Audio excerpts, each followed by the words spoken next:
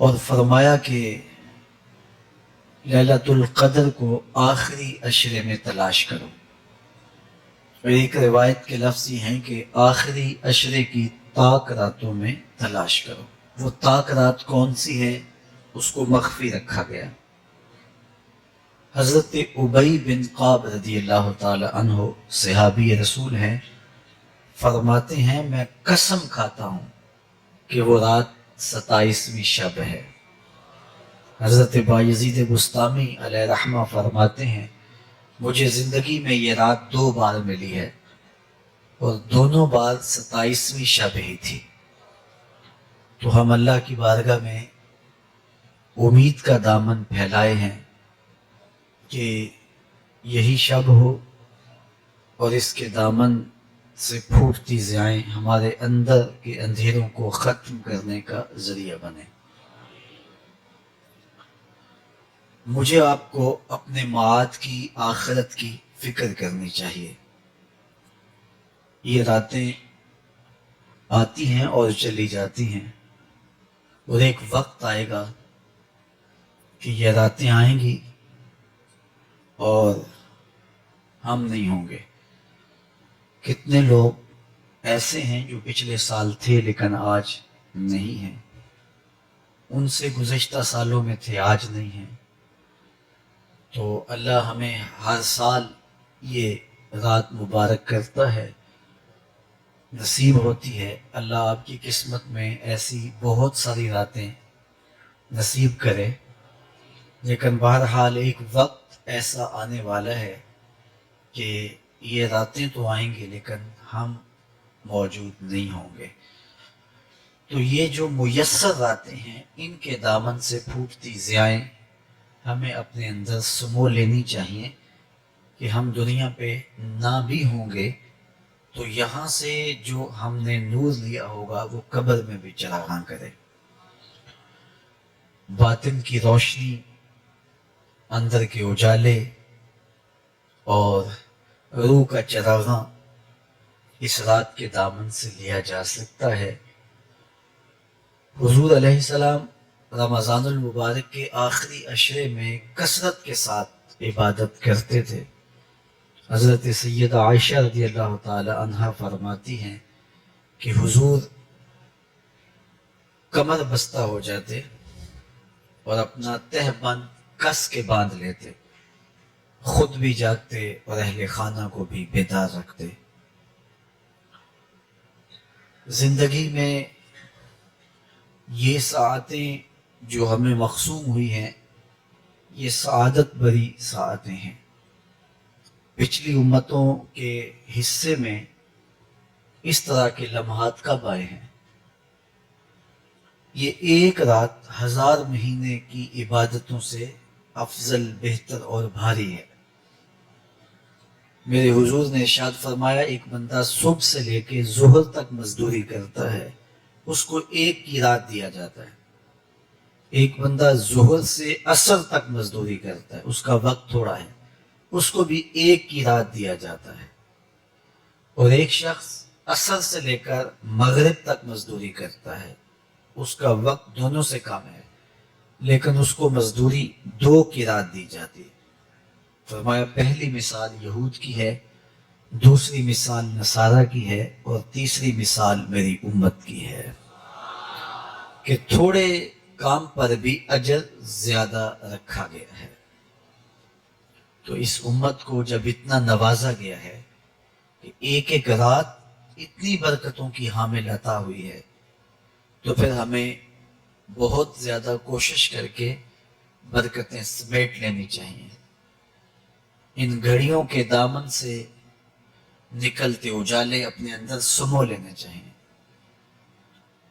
یہ سعادتیں اپنی روح میں جذب کر لینی چاہیے تاکہ جب ہم اس دنیا سے جائیں تو ہمارے پاس ایک بہت بڑا روشنیوں کا ذخیرہ ہو جو ہماری قبر میں بھی چراغاں کرے، حشر میں بھی روشنی دے، اور ہمیں کہیں بھی اندھیروں کا سامنا نہ کرنا پڑے، چونکہ روشنیاں تو ہم نے یہاں سے لے کے جانی ہیں۔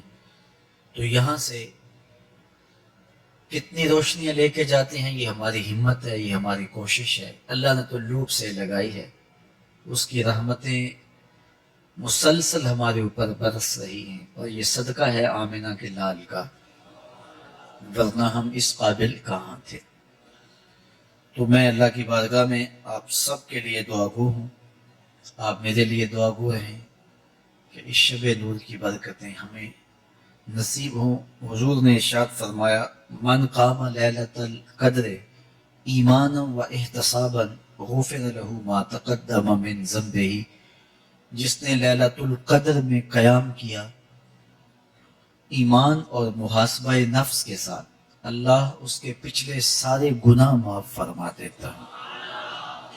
ام المومنین سیدہ عائشہ رضی اللہ تعالیٰ عنہ فرماتی ہیں کہ میں نے عرض کی، اے اللہ کے محبوب صلی اللہ علیہ وسلم، اگر میں لیلۃ القدر کو پالوں تو مجھے پھر کیا دعا مانگنا چاہیے؟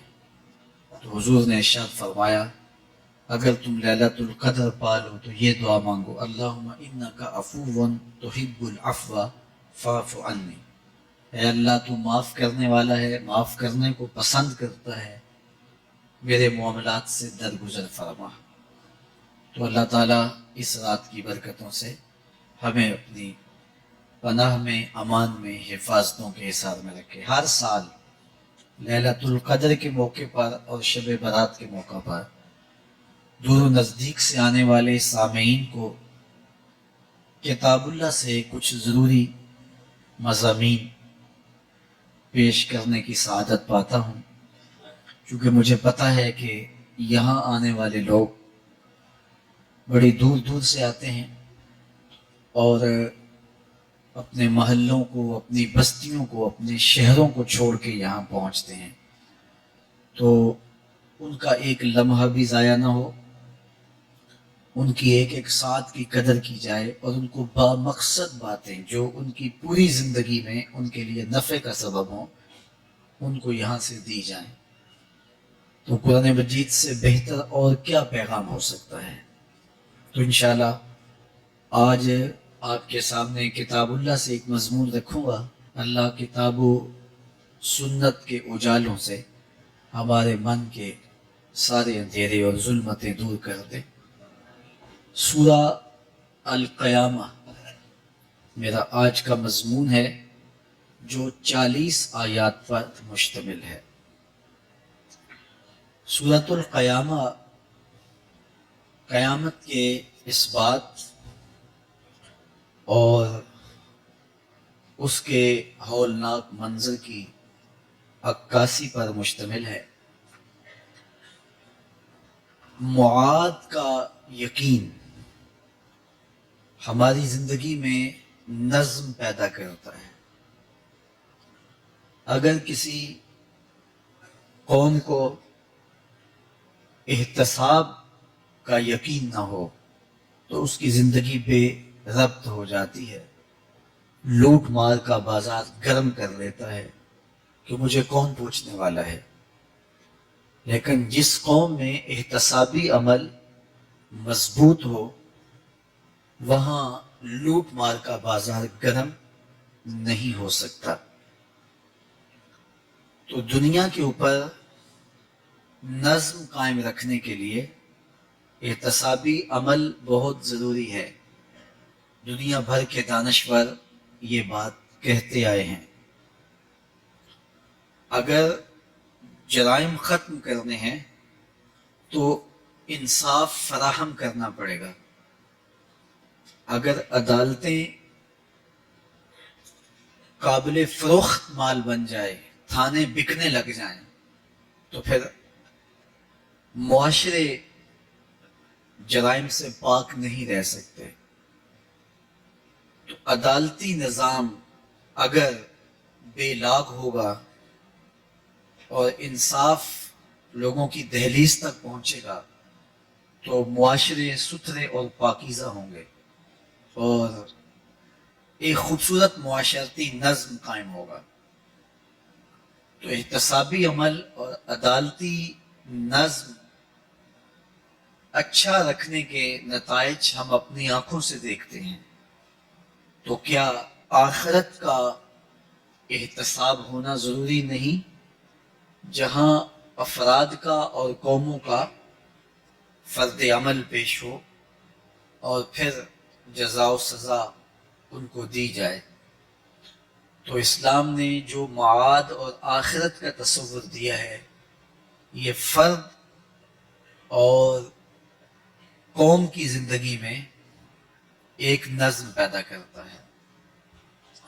لیکن ہر دور میں جو مجرم ہوتے ہیں، جن کا کام ہی لوٹ مار ہوتا ہے، وہ کبھی نہیں چاہتے کہ احتسابی عمل مضبوط ہو۔ وہ چاہیں گے کہ عدالتیں قابل فروخت جنس بن جائیں، تھانوں کی گولیاں دی جا سکیں اور انصاف کبھی بھی قائم نہ ہو۔ تو بے لاگ احتساب کا وہ کبھی بھی رواج نہیں پڑنے دیں گے۔ جو لوگ آخرت کے تصور کو جھٹلاتے ہیں، ان ساری قوموں کو دیکھ لے جنہوں نے آخرت کو جھٹلایا، وہ قومیں ہیں جو برائی میں لت پت تھی اور گناہوں بھری زندگی بسر کر رہی تھی۔ اب ایسی قومیں کبھی پسند نہیں کرتی کہ کوئی آخرت بھی ہو جس کا خوف انہیں گناہوں کی اور بدیوں کی زندگی سے نکالے، کیونکہ وہ اس زندگی سے نکلنا ہی نہیں چاہتے۔ تو آخرت کا وہ ڈٹ کے انکار کرتے۔ قریش مکہ نے بھی آخرت کا ڈٹ کے انکار کیا اور کہا کہ ہم آخرت کو نہیں مانتے، چونکہ اگر وہ آخرت کو مان لیتے ہیں تو پھر زندگی کی تمام تر مکاریاں، دجل و فریب، تلبیسات، لوٹ مار، ظلم و جبر جو کمزوروں پر وہ روا رکھے ہوئے تھے، اس کا جواز باقی نہیں رہتا تھا۔ تو اس لیے انہوں نے اس کا ڈٹ کے انکار کیا۔ قرآن مجید کی جتنی بھی مکی صورتیں ہیں، ان میں آخرت کا اس بات کیا گیا ہے اور معاد کو ثابت کرنے کے لیے دلائل دیے گئے ہیں۔ یہ سورہ القیامہ، یہ بھی سورت نزول کے اعتبار سے مکی ہے۔ سورت کا آغاز قسم سے کیا جا رہا ہے، لا اقسم بیوم القیامہ، روز قیامت کی قسم یاد کرتا ہوں۔ اللہ تعالیٰ نے قیامت کے دن کی قسم کی۔ ولا اقسم بالنفس اللوامہ، اور قسم ہے ملامت کرنے والے نفس کی، اس جان کی قسم جو اپنے اوپر ملامت کرے۔ انسان کے اندر جو نفس ہے وہ اس کو برائی کا حکم دیتا ہے۔ حکم دینے والے کو عامر کہتے ہیں، اور اسی سے مبالغہ کا صیغہ امارہ ہے، بہت زیادہ حکم دینے والا۔ تو جو نفس انسان کو برائی کا حکم دیتا ہے اس کو نفس امارہ کہتے ہیں، بہت زیادہ برائی کا حکم دینے والا۔ لیکن اللہ تعالیٰ جل شانہ دین کی برکت سے جب نفس کی اصلاح کرتا ہے تو نفس امارہ نفس لوامہ بن جاتا ہے، جو ملامت کرتا ہے، برائی پر بندے کو روکتا ہے۔ اندر ایک جنگ چلتی ہے، بندہ گناہ کرتا ہے لیکن اندر اس کا نفس اس کو ملامت کرتا ہے کہ تم غلط کر رہے ہو۔ تو اندر جو جنگ چل رہی ہوتی ہے، نفس ملامت کر رہا ہوتا ہے، گناہ بھی چل رہا ہوتا ہے، تمام عمر طوفان سے کھیلتے گزری، نیا کے ڈوبنے کا ڈر بھی رہا۔ تو یہ اندر جو کھینچا تانی ہے، ملامت اور گناہ، پھر توبہ بھی ہوتی ہے، پھر گناہ بھی سرزد ہو جاتے ہیں۔ تو یہ نفس لوامہ جو گناہ سے بندے کو روکتا ہے، اللہ تعالیٰ جل شانہ نے اس نفس لوامہ کی قسم کی ہے کہ مجھے قسم ہے انسان کے نفس لوامہ کی، جو اس کو برائی سے روکتا رہتا ہے اور خیر کی طرف اس کو بلاتا رہتا ہے، تو قیامت کی قسم کی اور نفس لوامہ کی قسم کی. اور جب نفس مزید ترقی کرتا ہے اور پھر اندر نیکی کی قوتیں پنپتی ہیں، تو ایک وقت آتا ہے کہ پھر انسان نیکی ہی کے ماحول میں جینا شروع کر دیتا ہے، تو پھر نفس کو اطمینان ملتا ہے. اس نفس کو نفس مطمئنہ کہتے ہیں. اور جب نفس مطمئنہ بن جائے تو قیامت کے دن اللہ تعالیٰ جل شانہ آواز دے گا کہ میرے لیے گناہوں کو چھوڑنے والے آجا، تیرا رب تیرا منتظر ہے. سورہ الفجر میں ارشاد فرمایا، یا ایتھا النفس المطمئنہ ارجعی الی ربک راضیۃ مرضیہ فادخلی فی عبادی وادخلی جنتی. اے نفس مطمئنہ آجا، تیرا رب تیرے پہ راضی اور تو رب پہ راضی، میرے بندوں میں داخل ہو کے میری جنت میں داخل ہو جا. تو اللہ تعالیٰ ہمارے نفس کو نفس مطمئنہ بنائے. تو نفس لوامہ بھی غنیمت ہے، جو گناہ پہ ملامت کرتا ہے. تو اللہ تعالیٰ جل شانہ نے قیامت کے دن کی قسم کی تو ساتھ نفس لوامہ کی بھی قسم کی. قسم تو کوئی بھی کرے تو سننے والا متوجہ ہوتا ہے کہ یہ جو قسم کی جا رہی ہے تو یہ کسی عنوان کی اہمیت کو بیان کرنا مقصود ہے. تو پھر قسم اگر رب کرے تو پھر سمجھنے کے لیے کافی ہے کہ وہ کتنا اہم مضمون ہوگا جس پہ میرا رب ہو کے قسم کر رہا ہے. تو قیامت پر اللہ تعالیٰ قسم فرما رہا ہے تاکہ اس کا قسم فرمانا اہل عقل کے لیے کافی ہو کہ اس کے اس بات کے لیے اس سے بڑی کیا دلیل ہو سکتی ہے کہ میرا رب اس پہ قسم کر رہا ہے. اَيَحْسَبُ الْإِنسَانُ أَن لَّن نَّجْمَعَ عِظَامَهُ. اللہ تعالیٰ ارشاد فرماتا ہے کہ کیا آدمی یہ سمجھتا ہے کہ ہم ہرگز اس کی ہڈیاں جمع نہیں فرمائیں گے. یہ ایک کافر تھا، عدی بن ربیعہ، یہ مراد ہے یہاں انسان سے. ایک روایت کے مطابق ابو جہل بن ہشام مراد ہے. تو یہ ابو جہل یا عدی بن ربیعہ یہ کہتے تھے کہ کیا ہڈیوں کو دوبارہ جوڑا جائے گا، دوبارہ ان کو جمع کیا جائے گا؟ یہ نہیں ہو سکتا، قیامت نہیں آ سکتی. وہ کہتے تھے یہ جہاں ہے بس ختم ہو جائے گا کام تمام، لہٰذا جو عزت پانی ہے، جو لذت حاصل کرنی ہے، جو عیش و عشرت کرنی ہے، جو کچھ کرنا ہے اسی جہان میں کر لو. آج کل بہت سارے لوگوں کا رویہ بھی یہی ہے کہ بس ٹھیک ہے، یہ دنیا ہی سب کچھ ہے، آخرت بس ایک اعتقاد کی حد تک ذہن کے کسی گوشے میں ہے. 2 لمحوں کے لیے خیال آیا تو رک گئے، پھر اپنی وہی ڈگر کی زندگی. لیکن آخرت جب تیقن کی اس منزل تک پہنچ جائے پھر انسان کے اعمال کے اندر خود بخود جو ہے وہ نظم پیدا ہو جاتا ہے کہ چونکہ میں اللہ کے حضور پیش ہونا ہے اور ایک ایک عمل کا میں نے حساب دینا ہے.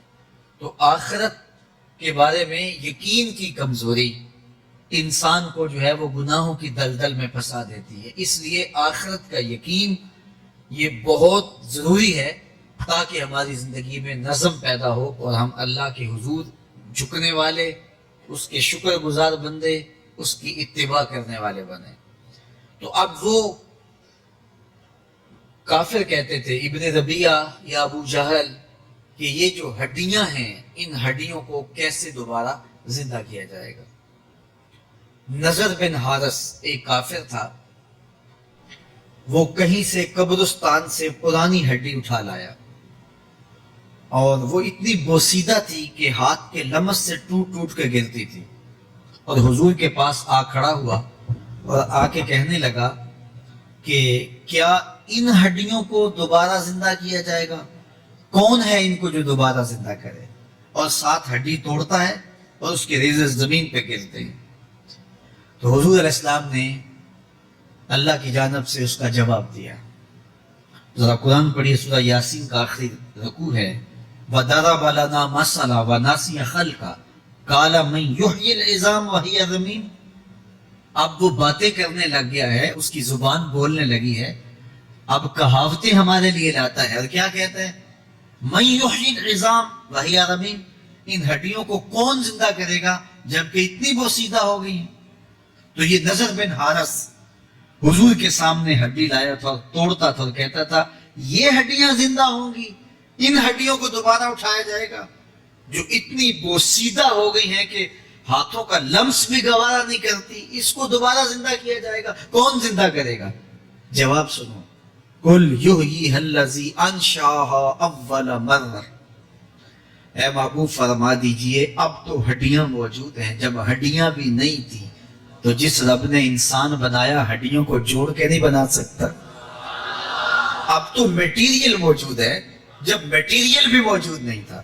هل اتى على الانسان حين من الدهر لم يكن شيئا مذكورا، انسان پر وہ وقت بھی آیا ہے جب یہ قابل ذکر چیز ہی نہیں تھا، اس کا نقشہ نہیں تھا، اس کی صورت نہیں تھی، اس کا میٹیریل نہیں تھا، اس کا مادہ نہیں تھا، لیکن جس نے حضرت انسان بنایا، پانی کی بوند سے تخلیق کیا، تو اب کیا وہ ہڈیوں کو جوڑ کر انسان نہیں بنا سکتا؟ تو یہ کفار بات کرتے تھے کہ نہیں نہیں نہیں، اتنی بوسیدہ ہڈیوں کو کیسے زندہ کیا جائے گا، یہ بات سمجھ میں نہیں آتی۔ پھر ان کے ذرے بکھر گئے، بعض انسانوں کو جانور چیڑ پھاڑ کے کھا گئے، کچھ وہ کھا گئے، کچھ ہڈیاں پڑی رہ گئیں، کچھ ان کی ہڈیاں راکھ بن کے اڑ گئیں۔ تو کیسے ہو سکتا ہے کہ ان کو دوبارہ زندہ کیا جائے، ان کے اجزاء جوڑے جائیں؟ اب یہ عدی بن ربیعہ نے بھی یہی کہا، اللہ ارشاد فرماتا ہے یحسب الانسان ان لن نجمع عظامہ، یہ آدمی گمان کرتا ہے، کہتا ہے کیا ہڈیوں کو دوبارہ زندہ کیا جائے گا؟ اللہ فرماتا ہے کیوں نہیں، ہم اس بات پہ قادر ہیں کہ اس کی انگلیوں کے پور پور کو دوبارہ کھڑا کر دیں، اور اس کے اجزاء جو بکھرے ہوئے ہیں ان کو ہم اکٹھا کر کے دوبارہ ان کو جوڑ دیں، ہمارے لیے کوئی مشکل نہیں ہے۔ لیکن یہ اس کا خیال ہے کہ ہڈیوں کو کیسے جوڑا جائے گا، لیکن سورہ یاسین میں جو دلیل دی اس پہ کس قدر جو ہے وہ اشش کرنے کو جی چاہتا ہے۔ فرمایا کہ قُلْ يُحْيِيهَا الَّذِي أَنشَأَهَا أَوَّلَ مَرَّةٍ، یہ کہتے ہیں یہ ہڈیاں کون جوڑے گا؟ کہا جب ہڈیاں بھی نہیں تھی، جس نے ہڈیاں بنائی اس کے لیے جوڑنا کیا مشکل ہے؟ تو یہ عجیب تم نے بات کی۔ تو اللہ تعالیٰ جل شانہ قیامت کے دن ہمارے وجود دوبارہ اٹھائے گا اور اپنے حضور بندوں کو کھڑا کرے گا اور ان سے سوال پوچھے گا۔ یہ نہیں ہے کہ جو مرضی کرتے گئے، ایک آدمی نے ظلم کیا، جبر کیا، زیادتیاں کی، لوگوں کا حق لوٹا، لوگوں کا مال غصب کیا، عزتیں پامال کی، اور اتنا مؤثر تھا کہ عدالتیں وہ خرید لیتا تھا، کچہریاں وہ خرید لیتا تھا، پولیس وہ خرید لیتا تھا، کوئی سے پوچھنے والا نہیں تھا، اس کی بات چلتی تھی، اس کا فون چلتا تھا، اس کا رکا چلتا تھا، عیش و عشرت کی زندگی گزاری اور مر گیا، ہزاروں کے حق غصب کر کے، ہزاروں کا مال ہڑپ کر کے، لوگوں کی آبروئیں لوٹ کے مر گیا اور قبر میں چلا گیا، بس قصہ ختم۔ اب نہ وہ اٹھے گا نہ اس سے حساب لیا جائے گا، تو پھر انصاف کہاں گیا؟ ایک عدالت ایسی ہونی چاہیے کہ جس عدالت میں اس کو بھی پکڑا جائے اور ٹکٹکی پہ باندھا جائے کہ دنیا پر تو کسی نے تجھے پکڑا نہیں، آ اس عدالت میں تیرے خلاف سلطانی گواہ بھی موجود ہیں اور تجھے گناہوں کا، جرم کا بدلہ بھی دیا جائے گا، اور منصف جو ہے وہ انصاف کرے اور ان مظلوموں کو کھڑا کیا جائے کہ دنیا پر تو تمہاری داد رسی کسی نے کی، اس دربار میں تمہاری پوری پوری داد رسی کی جائے گی۔ عقل مانتی ہے کہ ایک ایسا دربار ہونا چاہیے، ایسا احتسابی عمل ہونا چاہیے، ایک ایسی عدالت لگنی چاہیے کہ جس کا کہیں جسے انصاف نہیں ملا اس کو وہاں جا کے انصاف ملے، اور وہ دن قیامت کا دن ہے۔ اس کا یقین زندگی میں نظم پیدا کر دیتا ہے اور تھر تھر بدن کانپتا ہے کہ آج اگر ہم مؤثر بھی ہو جائیں اور کسی کے سامنے جواب دے نہ ہو، لیکن ایک عدالت تو ہے جہاں ہم نے جواب دے ہونا ہے اور اپنے ایک ایک عمل کا حساب دینا ہے۔ تو اللہ ارشاد فرماتا ہے کہ اس عدالت کے سامنے تم نے پیش ہونا، تمہارے جوڑ جوڑ کو اللہ تعالیٰ دوبارہ کھڑا کرے گا اور اس کو دوبارہ تخلیق کرے گا اور پیدا کرے گا، اور تم دوبارہ کھڑے ہو جاؤ گے، اس کے حضور پیش ہوگے۔ بل یرید الانسان لیفجر امامہ، بلکہ آدمی چاہتا ہے کہ اس کی نگاہ کے سامنے بدی کرے. استغفر اللہ.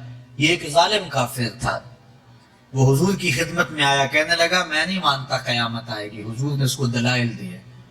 تو جب دلائل کے سامنے بے بس ہو گیا تو کہنے لگا کہ جس قیامت کی آپ بات کرتے ہیں وہ قیامت آ بھی گئی تو میں نہیں مانوں گا. اللہ اکبر. تو وہ انکار کرنے والوں کی انتہا ہوتی ہے. اور ذرا دیکھیے وہ کیا بول رہا ہے, بل یرید الانسان لیفجر امامہ. اس کی سرکشی دیکھیے, اس کا تمرد دیکھیے. وہ کہتا ہے اچھا اگر قیامت قائم ہوئی تو یہ گناہ, یہ جرم, یہ بدی, یہ بدکاریاں, یہ ظلم جو میں کرتا ہوں, یہ بدکاریاں رب کے سامنے کروں گا. کیسی ڈٹائی ہے, مذاق اڑاتا ہے, تمسخر اڑاتا ہے آخرت کا.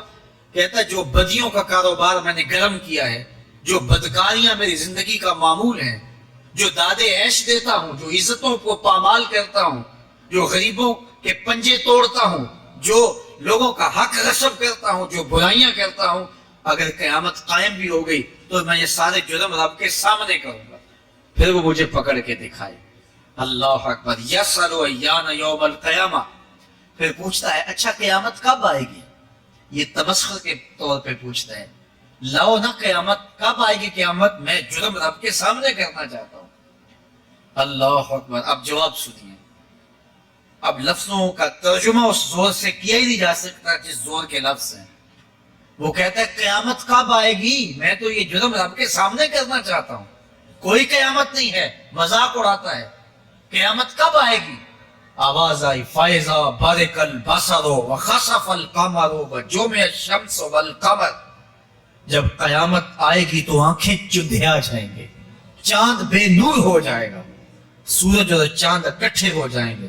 یقول الانسان یومئذ این المفر. آج جو کہتا ہے کہاں ہے قیامت, اس دن بھاگتا پھرے گا. کوئی پناہ گاہ ہو بتاؤ, کوئی ہے ٹھکانہ چھپنے کا, کوئی پناہ گاہ ہے. کلا لا وزر. آواز آئے گی کوئی ٹھکانہ نہیں ہے, آج کوئی ٹھکانہ نہیں ہے. الی ربک یومئذ المستقر. اگر ٹھکانہ ہے تو صرف رب کے پاس ہے. انہیں ٹھکانہ ملے گا جو رب کے بندے ہیں اور اس کی دہلیز پہ آنے والے ہیں. یُنَبَّأُ الْإِنسَانُ يَوْمَئِذٍ بِمَا قَدَّمَ وَأَخَّرَ. اللہ تعالیٰ اس دن بتا دے گا جو آگے بھیجا اور وہ بھی بتا دے گا جو پیچھے چھوڑا. ایک ایک چیز تشت ازبام ہو جائے گی. یوم تبل السرائر فما لہو من قوت ولا ناصر. اللہ فرماتا سارے راز کھل جائیں گے. جو بند کمروں میں جرم کیے, دادے عیش دیتا رہا, وہ بھی کھل جائیں گے. اور پھر کوئی طاقت نہیں ہوگی, کوئی زور نہیں ہوگا, کوئی زر نہیں ہوگا جو اس کو بے نقاب ہونے سے بچا سکے. اے داور حشر میرا نامہ اعمال نہ پوچھ, اس میں کئی پردہ نشینوں کے بھی نام آتے ہیں. تو وہ کتنا سخت دن ہوگا. ارشاد فرمایا جائے گا کہ جو آگے بھیجا, جو پیچھے چھوڑا, جو جرم کرتا رہا, جو نیکیاں کی, جو برائیاں کی, سب کچھ تشت ازبام ہو جائے گا.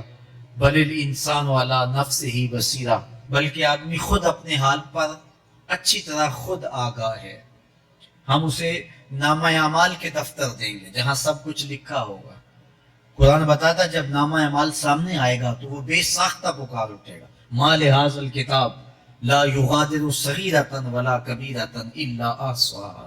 ہائے اس کتاب کو کیا ہوا, اس نے چھوٹی بڑی کوئی بات نہیں چھوڑی, سب کچھ لکھ دیا. نامہ اعمال سامنے ہوگے, زمین بولے گی, ہاتھ پاؤں بولیں گے, فرشتے بولیں گے, کرامن کاتبین بتائیں گے یہ کیا کیا جرم کرتا رہا, کیا کیا گناہ کرتا رہا. تو اس دن ہر شے سامنے آ جائے گی. تو یہ تو ثبوت ہوں گے ہی ہوں گے, لیکن اللہ فرماتا ہے ثبوت تو اپنی جگہ, لیکن بل الانسان علی نفسہ بصیرہ. کیا انسان کو خود نہیں پتا کہ وہ کہاں کھڑا ہے؟ اس کو اپنے جرائم کی فہرست خود یاد ہے, اس کے ضمیر پہ خود اس کا بوجھ موجود ہے.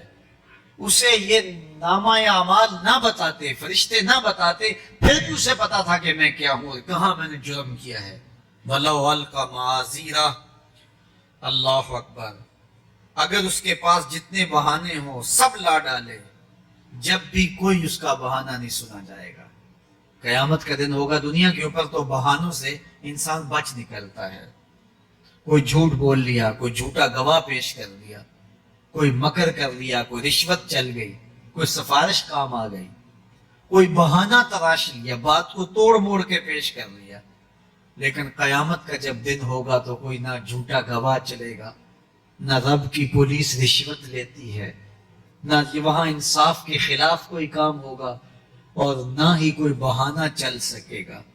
اللہ اکبر.